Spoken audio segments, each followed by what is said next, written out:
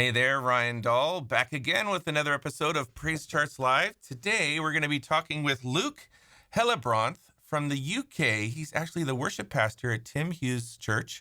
Many of you know Tim Hughes, who wrote Here I Am to Worship. Well, Tim works together with many great worship leaders these days, teaching them. And Luke is one of the great guys that is leading at a place called Gas Street. It's a church, it's a ministry, it's a music writing place. So here we go. Let's welcome Luke to PraiseCharts Live.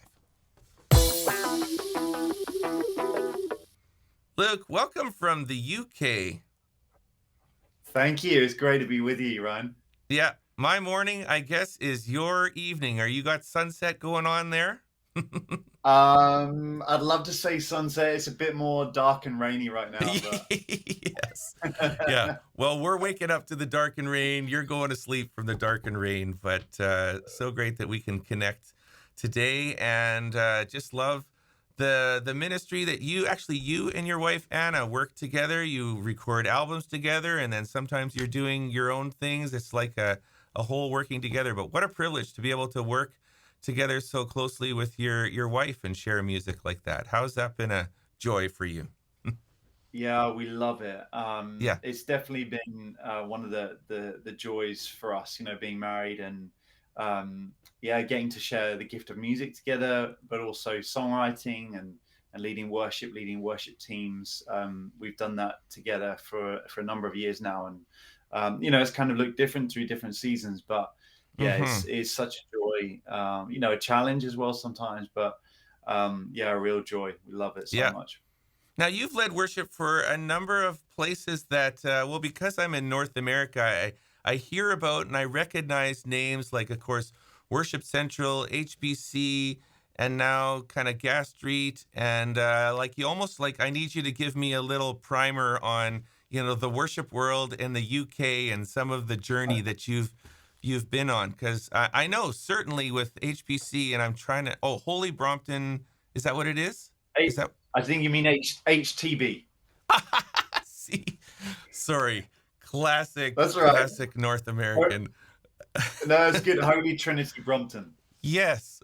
Well, I was just gonna say, like, I know that because I grew up in the early years, of course, with Alpha and was singing Yeah. songs and watching lots of teaching from that place, and I've never been there. I wish I could go, but I know that's in your history. I would just love for you to give me a little, flyby of like the life of Luke Hellebronth and some of these places and ministries that you have landed through. Yeah, amazing. Well, I mean, I grew up in a Christian home, so I'm Yeah, really thankful to my parents, for just giving me that yeah, that kind of foundation. yeah, foundation, the education, the just introduction to faith and to Jesus, and so I've seen that from a really early age, and had some amazing youth leaders. Owe a lot to them in terms of just their investment in me, in terms of teaching me the scriptures as well, and just opening up this whole world of who God is to me. So that's been amazing, and I'd say probably my faith though became real to me, and I probably had my own conviction when it came to um, that kind of season in my life of being a student, and those years were really spent at HTB in London, Yeah, and that's where I began leading worship as well. So I had some incredible mentors, the student pastor, then another worship leader who's been really kind of integral to this whole journey, Al Gordon, who pioneered Worship Central with Tim, yeah, and then Tim massively, in terms of just a mentor, someone to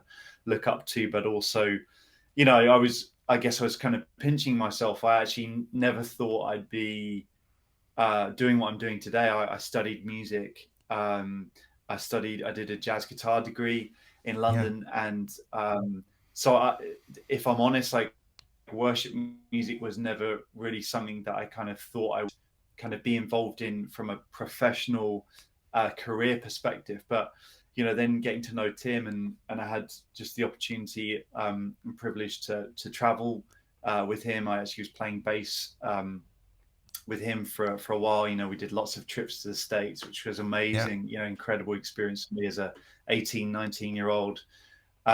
and just, I guess, got to see, like, and just that osmosis of like, Yeah. wow, this is someone that I hugely respect, can see the Lord's using, can see anointing, like, being outplayed. And Tim's such a humble guy as Yeah. well, so it was just an incredible season for me to grow and develop. And I began to lead worship as well during that season. So very formative time for me. And HTB was and still is an incredible just church and community. God's moving there. Obviously, you would have heard incredibly through Alpha. I think Mm-hmm. around 30 million people have gone through Alpha around the world, in so many different languages. And God's used that massively for evangelism, and so the vision from HTB was hugely formative for me as well, and many others. Many of my friends, got great relationships from the time that we were HTB. So Mm-hmm. yeah, it was hugely important to me, and spent a number of years on staff there as kind of worship pastor under Tim being the director of worship. So my role really was to just help Tim shape the team musically, pastorally.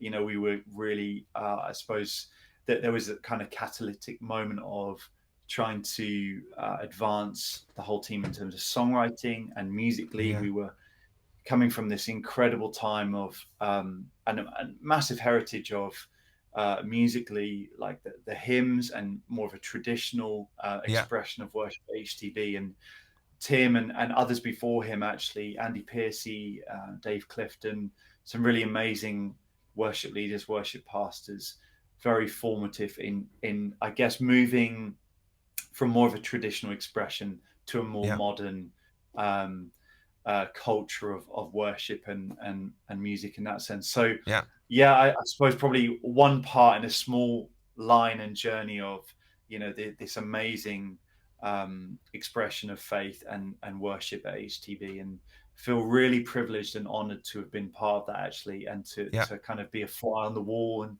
Yeah. some amazing conversations and Yeah. meetings. And so yeah, I mean, gosh, I could talk for hours about it. Definitely. Well, there's no doubt But HTB it's one of the world impacting churches. Like, it's shaped the culture of worship. And I really appreciate what you're saying about there's it's a place where there's so much history, so much culture, and then moving to embrace modern, but also and not just abandoning past, not just abandoning history.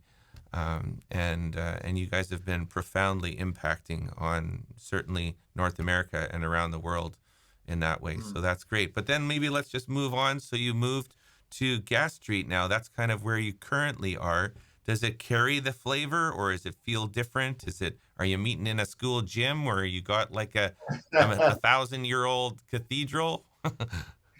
yeah, I mean, it's been a crazy journey. And actually, like, in between HTB and Gastry, my wife and I spent 7 months in Malaysia, Hmm. being a part of a church plant there from HTB, and in Kuala Lumpur. And that was an incredible experience as well, like just learning a different culture. And I think Mm-hmm. spiritually as well, learning to be a worshiper in a culture kind of surrounded by so many, like, other beliefs and other Yeah. gods. And Yeah.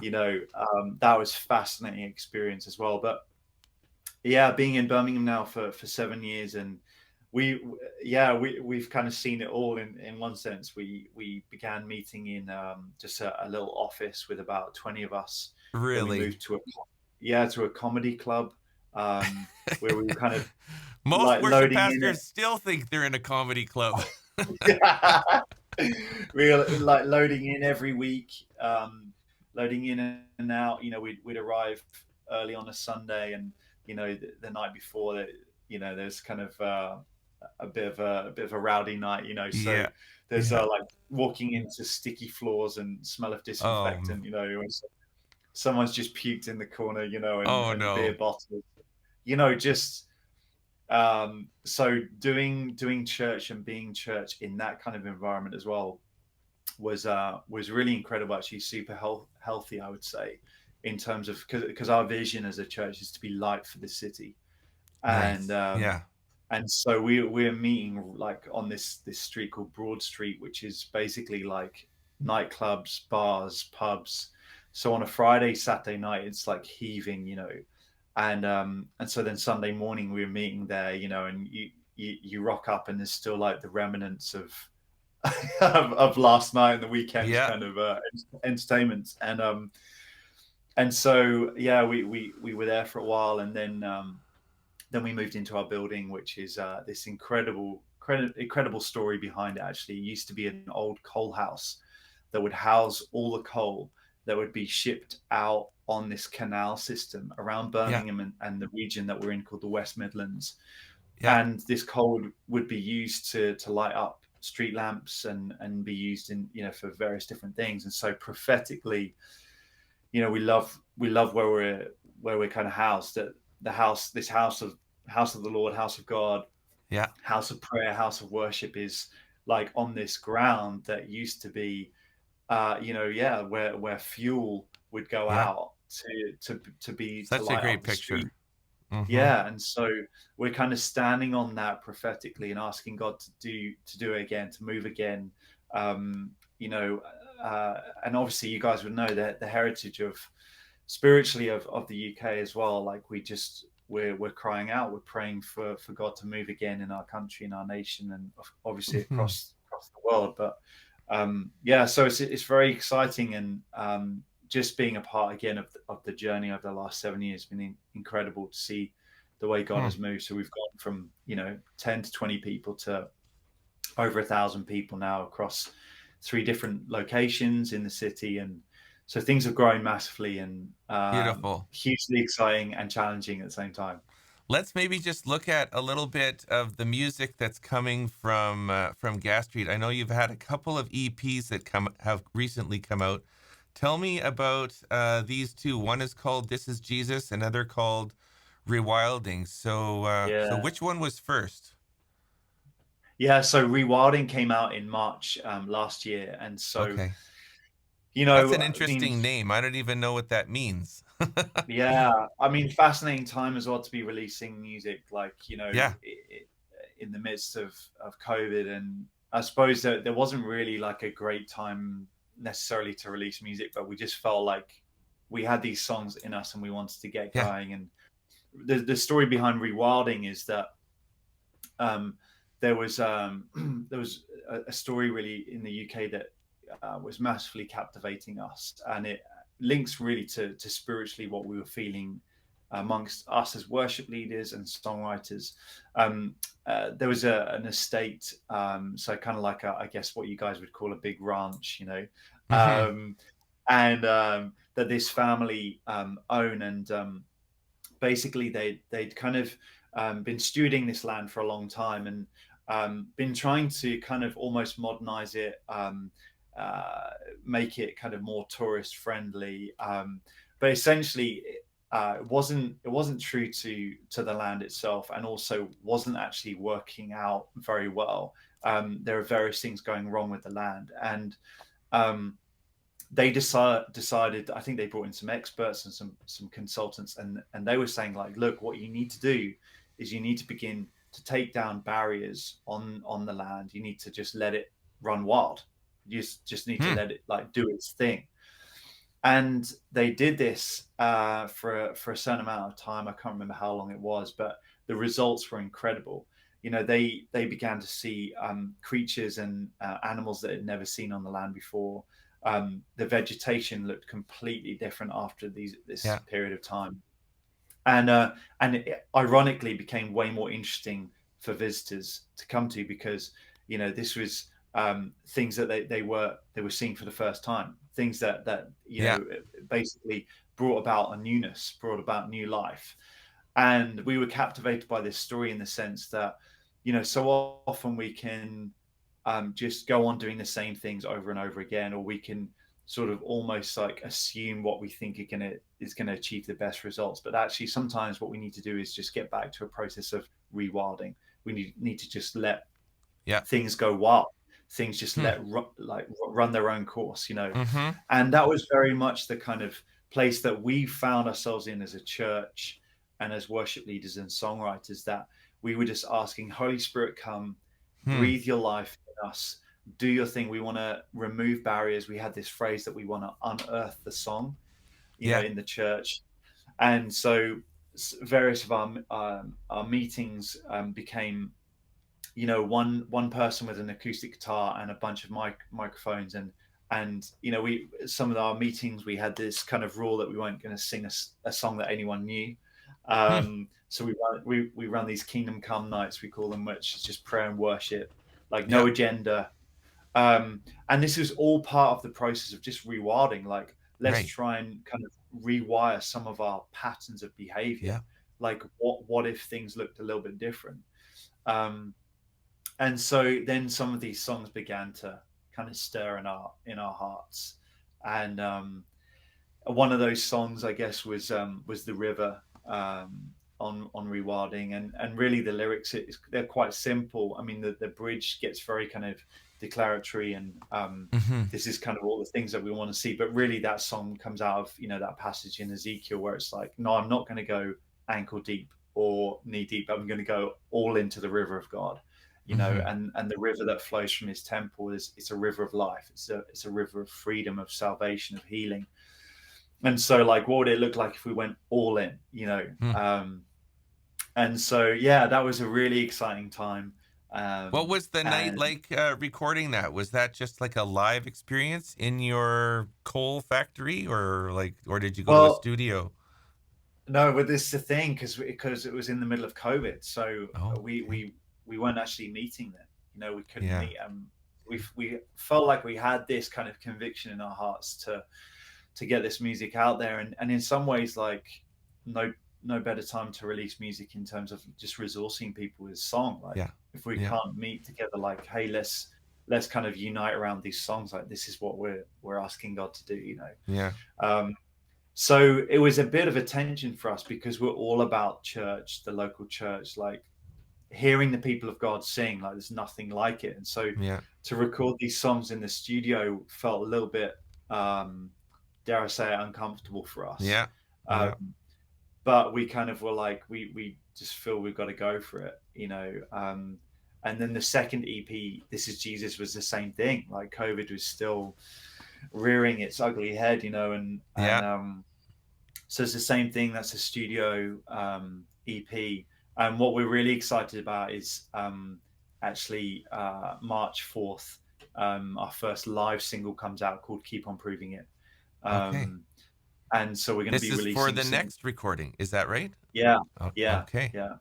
So March 4th, Keep On Proving It is a single. And then we've got another single in April, I think April 1st, called Foundations. So we're going to be releasing music like quite regularly, probably Yeah. every month. And Yeah. this is all live coming up. Hmm. So we're super excited about that. And hearing our Beautiful. church sing and recording that has just been Yeah. amazing. So, I wanted to ask yeah. you just, just kind of on a broader level, if you have some thoughts or words or perspective for like leading worship in times like we're in, where I feel like hopefully we're on the tail end of, this kind of world pandemic that we've been going through. People are just on edge a bit and just wanting to come back together, feeling cautious. And then, of course, now we've got, world wars and or rumors of wars, all of that. And it's just, I just wonder if people feel like kind of on edge. And then who are we as worship leaders? What's our ministry? What is it to come and really truly minister to people in times like these? So I wonder if you have a Yeah. little bit of encouragement or perspective you could give us. Yeah. I mean, obviously, it's just a massive question, isn't it? And Yeah. I think as worship leaders, we often talk about, there being kind of two lenses, or two ways that we kind of operate as worship leaders almost. One is that we want to be prophetic, and one is that we want to be pastoral. Yeah. So whenever I'm leading worship, I'm trying to think, okay, how am I a prophet in this moment? How am I a pastor in this moment? And that Hey. means, how can I, like, see where people are at and help minister to them in this moment, also help them minister to the Lord, but also help them engage with God in a way that's pastoral, like that's actually Hmm. helping them process where they're at. But Yeah. then also, we don't want to just leave them there. Like, how can I help them see a part of God that helps them move forward? How can I help them like um, express themselves in a way that kind of leads them into greater freedom? How can I help them engage with the truth of Jesus and the power of the Yeah. cross and the resurrection in a way, again, that propels them almost from their situation into hope, into life, into freedom, into healing, Yeah. salvation, all of that. So I think having that kind of dual mindset of like pastor and prophet um, really helps me on a practical level. Hmm. Um, and then I think, yeah, being real is really important. I think, Yeah. we never want to be, I think one of the greatest dangers of of the worship industry and all that you can get caught up in that and social media and all of that is just this kind of elevation of the stage and the platform, this sort of divide of Yeah. almost holier kind of if a ministry seems big and a personality seems big and Yeah. Twitter and Instagram profiles and all of that Yeah. seem big, it's almost like you can there's a sort of, it's almost like they're removed, Yeah. and I think one of the most important things and one of the things that I respect about some of the worship leaders that I look to, I suppose, and respect is that that's never a distance that's too far. Right. Right. Yeah. There's a reality, there's a realness about conversation around language, around the way that they lead, and I think we always want to be worship leaders and worship pastors that are in true connection with our communities and Yeah. our churches. And so, my wife and I lead a small group. We're like in touch with, People. at least some of our members of our Yeah. church. We're not Yeah. these kind of removed people that just lead on the stage, but we actually know what's going on in people's lives, and I Hmm. think that's super important in terms of understanding how to lead people. So I think there's that, and then I think one thing that we often talk about is that prayer and worship are two sides of the same coin, Yeah. and so for us, like if our worship doesn't also lead us to a place of conversation and intercession with God, and so the things are on God's heart, but also the things that we see are going on around the world. If worship doesn't lead us to that place, then I think something's kind of a little bit off. Yeah. If worship becomes just purely kind of either just vertical or kind of internal, and doesn't actually lead us to a heart cry of God, even questioning, God, where are you in this? We want to see you move in this. What's going Hmm. on? Like we're asking you to do something here. If worship doesn't lead us to that place of petition and then an intercession, then I think yeah, you just got to ask those questions. Okay, why not? And are we Yeah. comfortable going there? So gosh, it's probably a long answer Yeah. to your question, but Well, I do love what you were saying. I feel like you said the same thing almost in different ways, but the prophet and pastor kind of role. I mean, I really connect with that. I think again, as you're talking about just connecting with people and being real, that feels like you're just restating.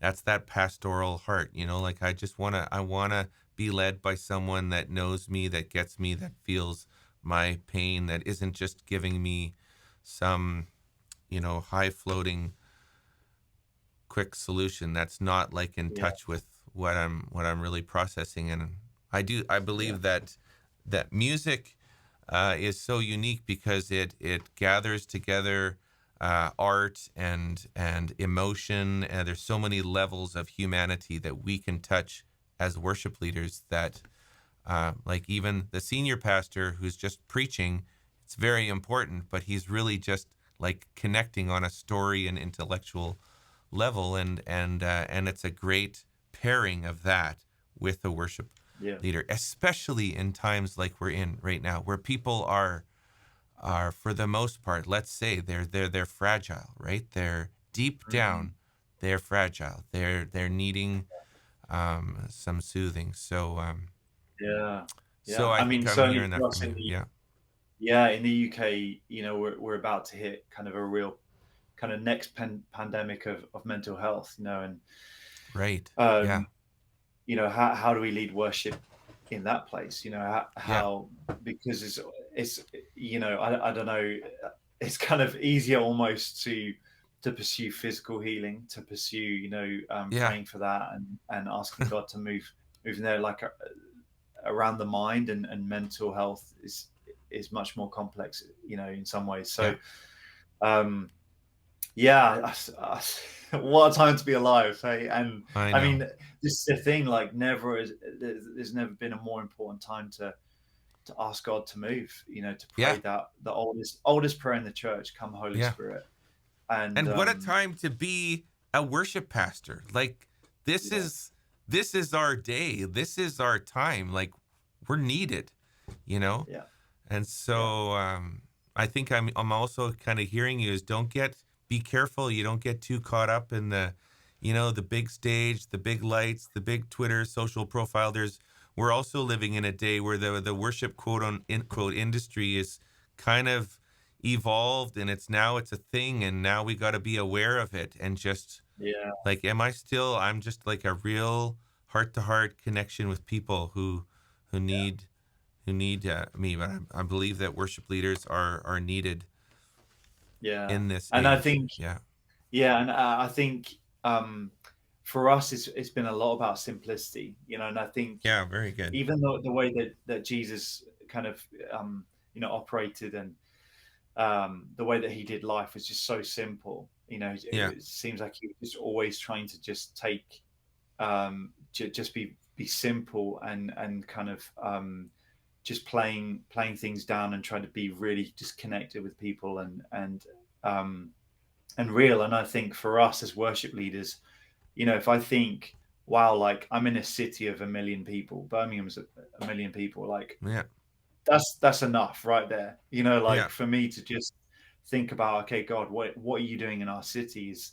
Yeah. That will always be enough. Yeah. Um, and so I think it's very much asking God that question, like, okay, help me, or how can I be faithful with just where I'm at, what you've put in my hands, the people that are in front of me. How can I lead them really well? How, Yeah. show me what I can do to bring them into greater freedom, greater revelation of who you are, Jesus. And so that's very much our prayer for us as a church is, Mm-hmm. how can we serve our city the best? How can we be light for where we're at, Yeah. where God's put us? Really good. Well, thank you, Luke, for sharing your heart, sharing your music, and yeah, I appreciate you giving that like very real perspective. And I'm just kind of going to remember that prophet and pastor kind of role. If there's a couple of little morsels that we could just take, and hopefully that can be encouraging to those of you who are listening in and Yeah, pursuing your own journey, your own calling. Just know in this day you are so needed, and I hope that today's an encouragement to you. So, thank you, Luke. yeah. Lord Thank you so bless you much. as and now you can go back to your wife. You can unlock yourself from, your privacy. You can call me now and go home for dinner, all those lovely things. So, Thanks a lot, Ryan. Thanks for okay. having me Lord on bless you. Praise Thank Charts. you. Yeah.